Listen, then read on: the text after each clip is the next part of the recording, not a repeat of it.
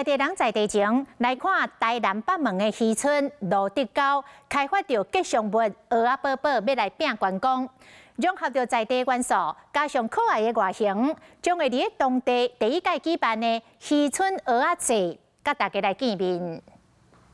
大蕊目睭碰西西，圆滚滚身材坐伫咧蚵仔壳内底，古锥外形，互大家拢来金金上。这是北门路德沟社区今年设计好运红虾蚵仔宝宝。希望大家以后来到芦竹沟的时候，可以拿着这一个这一个渔村地图，然后就可以找到我们在地的一个特色的一个店家。路德沟这回开发的这只红虾，当中设计出这款无共造型蚵仔宝宝，让伊卖头一摆伫路德沟举办渔村蚵仔节活动，互大家大家佚佗游览。在网络上前一阵子大家都来问说，蚵仔宝宝什么时候可以捕捉到这个蚵仔宝宝？透过蚵仔宝宝形象北门，希望当将做渔村的新特点，进一步带动观光，更多侪人来。 小路路德沟这个所在。